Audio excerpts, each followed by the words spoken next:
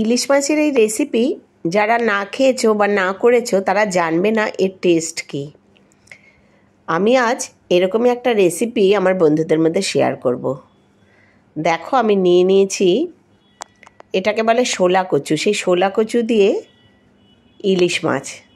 নমস্কার বন্ধুরা, বর্ণমালী কুকিংয়ের নতুন একটা ভিডিওতে সকলকে স্বাগত।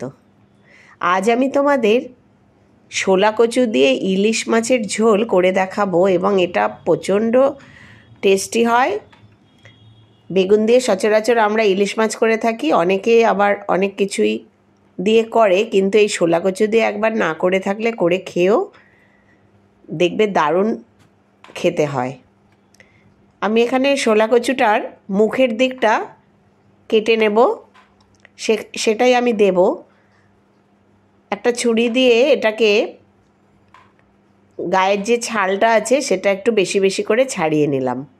আমি হাত দিয়েই দেখো এটা করছি। সাধারণত অনেকে কচু ভয় পায় যে কচুতে গলা ধরবে বা ওই করবে। এই শোলা কচু একদমই এত ভালো যে এটা গলা ধরার কোনো ব্যাপারই থাকে না। উপরন্তু ইলিশ মাছ নরম মাছ, সেই মাছে এই কচু দিয়ে করলে এত সুন্দর হয়, না করে থাকলে সেটা জানবে না। আমি এখানে এই দুটো টুকরো নিয়ে নিলাম, সেখান থেকে আমি এটাকে পুরো কেটে নেব। সরু সরু লম্বা লম্বা করে পিসগুলো বার করে নেব। যেমন করে আমরা ইলিশ মাছে বেগুন দিই সেই রকমভাবে আমরা টুকরোগুলো করে নেব। অনেকে কাঁচকলাও দেয়, সেই কাঁচকলাও যেমনভাবে কাটে সেই রকমভাবে কেটে নেব। মনেই হবে না যে তুমি কচু দিয়ে ইলিশ মাছ খাচ্ছ, না কেউ বলে দিলে। এত সুন্দরভাবে নরম হয়ে যাবে আর সুস্বাদু হবে। আমি এই দুটো টুকরো কচু কেটে নিলাম এবং দেখো আমার এখানে এতগুলো পিস হয়েছে। এই কচুটা আমি খুব ভালো করে ধুয়ে একটা পাত্রে নিয়ে নেব, জলটা ঝরিয়ে নেব। যেহেতু কচু জিনিস তাই জলটা ঝরিয়ে নিয়ে একটু নুন আর হলুদ আগে মেখে নেব। এই কচুর মধ্যে আমি প্রথমে একটু দিয়ে দিলাম এই হাফ চামচ মতো নুন দিয়ে দিলাম, আর দিয়ে দেব হাফ চামচ মতো হলুদ। নুন হলুদটা মেখে রাখলে এটা দিয়ে একটু জল বেরোবে, সেই জলটা আমি গেলে নেব। আমি এই কচু সেদ্ধও করব না বা অন্য কোনো কিছু করেই নেব না। এখানে আমি 5 পিস ইলিশ মাছ নিয়েছি। এখন বর্ষায় ইলিশের টেস্ট জানো দুর্দান্ত হয়। এই মাছ ক পিসকে আমি নুন হলুদ মেখে নিলাম। আন্দাজ মতো নুন আর হলুদ দিয়ে নিলাম, দিয়ে নুন হলুদ দিয়ে মাছটাকে খুব ভালোভাবে আমি মেখে নেব। মেখে মাছটা 5 মিনিট মতো রেখে দেবো। আজও আমি কাঁচা মাছেরই ঝোল করব, তবে এটা কচু দিয়ে করব। এর প্রসেসটা একটু অন্যরকম। দেখতে থাকো বন্ধুরা। এত পর্যন্ত যদি কেউ ভিডিওটি দেখে থাকো তাহলে একটা লাইক দিও, সাবস্ক্রাইব করে আমার পাশে থেকো। নতুন বন্ধু যারা দেখছো আর পুরনো বন্ধু যারা আমার ভিডিও দেখো তাদের অনেক অনেক ধন্যবাদ।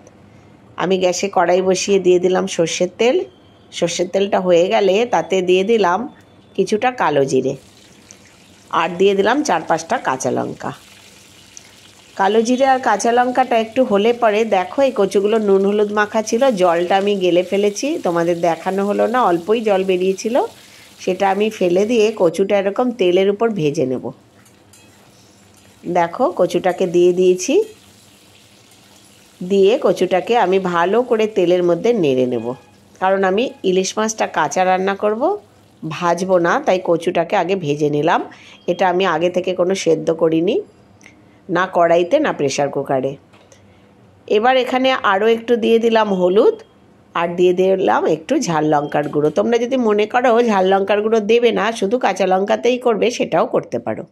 দেখো আমি এখানে 1 চামচ মতো জিরে, এটা আমি বেটে নিয়েছি, সেই জিরে বাটাটাও আমি এর মধ্যে দিয়ে দিলাম। এবার এই হলুদ, লঙ্কার গুঁড়ো আর জিরে বাটা এটা দিয়ে কচুটাকে খুব ভালোভাবে সাঁতলে নেব। যারা আমার ভিডিও নিয়মিত দেখো, আমি তাদের ভিডিও দেখি, আমার বন্ধুদের ভিডিও আমি পুরোটাই দেখি ফুল ওয়াচ করে, তবে আমি কমেন্ট লিখি। তাই বন্ধুদের কাছে আমার আবেদন, তোমরাও আমার ভিডিও ফুল ওয়াচ করো। এবার আমি যে 5 পিস মাছ নুন হলুদ মেখে রেখেছিলাম সেই মাছগুলো এই কচুর উপর সাজিয়ে দিলাম, দিয়ে দিলাম আরও 2টো কাঁচা লঙ্কা। এবার দিয়ে দেব আমি আন্দাজ মতো জল। এখানে ধরো ছোট 1 বাটি মতো আমি জল দিলাম, দিয়ে আমি এটা মাঝারি আঁচে রেখে ফুটে ওঠার জন্যে ঢেকে দেব।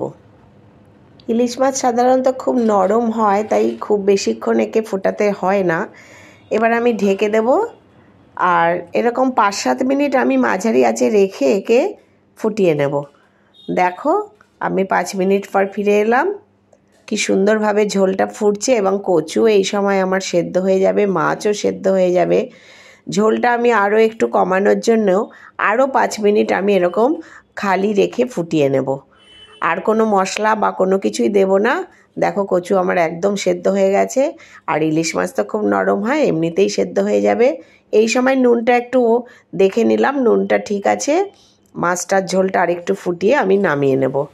দেখো দুর্দান্ত স্বাদের শোলা কচু দিয়ে এই ইলিশ মাছ তোমরাও আমার মতো করো এবং করে কমেন্টে জানিও কেমন হলো। আশা করছি কেউ নিরাশ হবে না।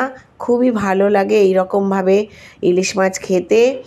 আর এই বর্ষায় একবার করে খেয়ে দেখো। এই সময়ই শোলা কচুটা খুব পাওয়া যায়। শোলা কচুর অন্যরকম রেসিপিও হয়, সেটাও আমি দেব আমার চ্যানেলে বন্ধুদের জন্য। আর আজ আমি এই শোলা কচু দিয়ে ইলিশ মাছের রেসিপি করলাম এবং এটা নামিয়েও নিলাম। পুরো আমার হয়ে গেছে।